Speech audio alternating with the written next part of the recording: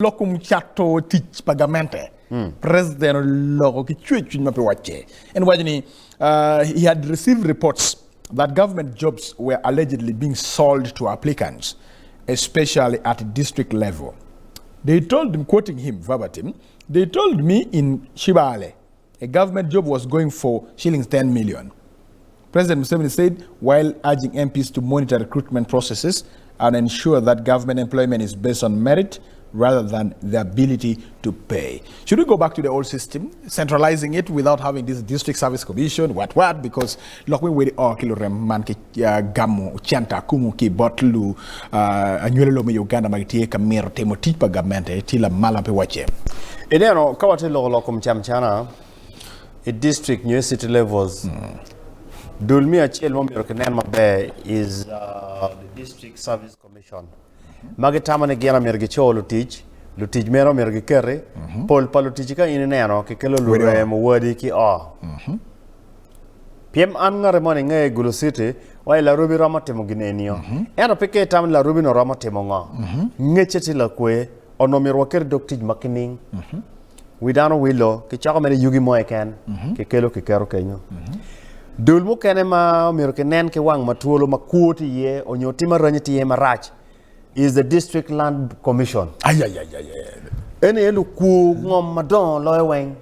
Gibiru chalo pinyo loyo gi, gibiru chalo gi pe ngata bene chimo gi bene pe nianga ki kome makelo gi. PM kiri wa mayors ma gibiru ne. Gibiru ki committees ma megi, gibiru ki forming ma megi.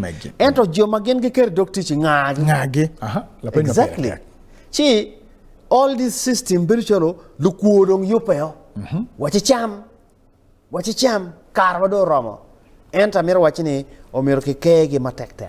Omiro kikegi weke nen kitagi donkwele. PM kaka teka loko kumchamchana ki lok me welo teach. Eni mimunyu kiwajo eni. Amiro wachini it has not been a single man's show. Ilera kombeti lok me welo teachie. Kara mono kara ngej wa munyi Gulu City lok me welo teach service commission koko beriye. Nearly all public service commissions gitiki koko.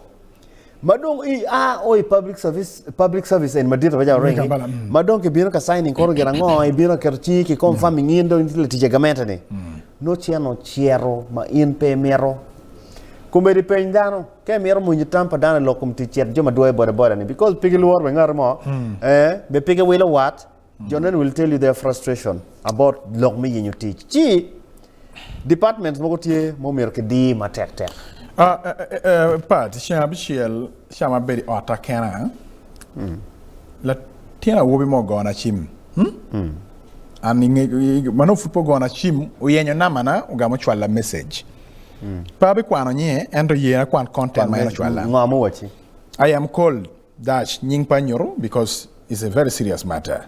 From a Jumani district, and I was the victim of being corrupted by a group of district service commission at Jumani, where I was forced to pay 6 million, but later I lost both the 6 million and the job.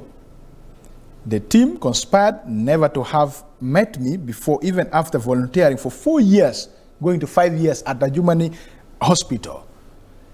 La tieno tiago kwaneo no tiago doge money coin volunteering pimwaka ngwen advert running and applying. Gileo and a walk, gitiu Latin pa what?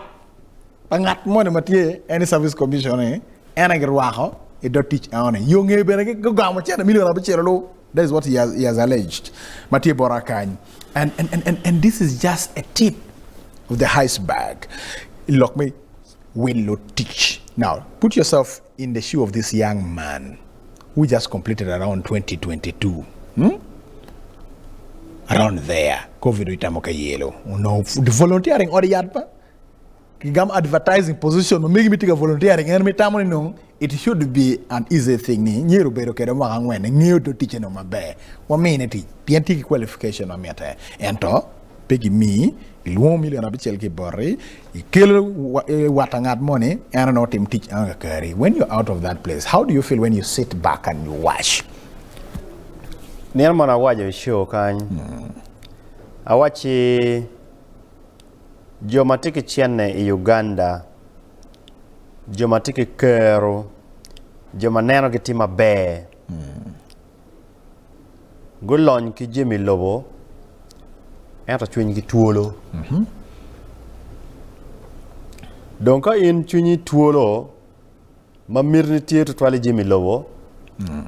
Jimmy Lobo ni petiye mo mari pikar mabo, wengtum. Dok office ma ini nova, en kita balam tika tich kwere kumere mabeni. Penge we ma you become a victim of corruption. Penge we ma ngar mone elongi pitim charo chalo enni. Chi dire berupe. Amero wachini kiri we Jimmy magamente miyo irluak. Jomo kena tiye magigake ye. Kumbeti kumalame Uganda a lived experience down to Kakoko Lokum State House Scholarship. Miro Bol State House Scholarship iching actually parliamentary group weklo telami actually guchet gumori. Gunen bene kitma bid dugu kwere chien weko kondano. Kemi scholarship ukarching ardi. Minister Chiel. Chero ka yenyu kama monati ye ya beru ki nga nyual ki nga kwene latina do don kwe weke mi scholarship orengi yin yang wati kwe vision group ke chwa latini mona Chiel lok palorem ki wadi ke kelo kumbeli scholarship amunyi do pongo actually MPs mi Chiel ki wiene magi lobbying actually MPs don't take a da wan gini pu oborodo ke kwanyo gini ki ching MP Chiel o chwalo bot RDCs RDCs o chero yinyo ben lutino mon gi mati campaign kita ke waju kwere eni char madit matika timme kumbeti mate loke atike list padano mi Chiel makamiyo ni dong scholarship do tumo eto ngara Chiel etimo o mo pigin earning generating scholarship pole bana matika bione ba tika bino ir lutino pa joma tike kero lutino pa joma kwano magi romo chulo lutino gi igang kwan bene gi romo nongo kero erne ento moni mati char mababane kumbedi piramo kwanchini oli bachele piramo nongo kero mi o piem ngangi o wego Jimmy ya chulo tiene chuari nga iberu kwe ngangi ka ngata ngi pe iberu chalo yugi entati wechini enu ni bene weng nono Apoko ne para kingo matie kateme ya lu. Kumbedi mo tika loke mwa okarbi mapa. President Yoweri Kaguta Museveni directing ni coin war victims me West Nile. Merge sholgi using the ex gratia chante. Ma he instructed the office of the Prime Minister to oversee that. Ento para wajiri list mo kati. Ma list chano kati tika nyuro dano mo merge chol and pakwacha loan that demanding 11 billion. Nyo merge chol ki jomur when you jamigi ikare palo en pakony. Then he list one apoko ne pegi ngomi wa ilokom scholarship ene. Le MP mo achelo gamo kero nying wone bana. Now ni wone bro when you jami merge chol million mi achel ki piera bero ki wiye. Now jomo ne rego kero ki million abora gama penny la penny anoni. Ngamu determining ni o ringi mere chol kuma mere no million abungwen ento ngat chan mere no million mi achel ki piera bero ya go.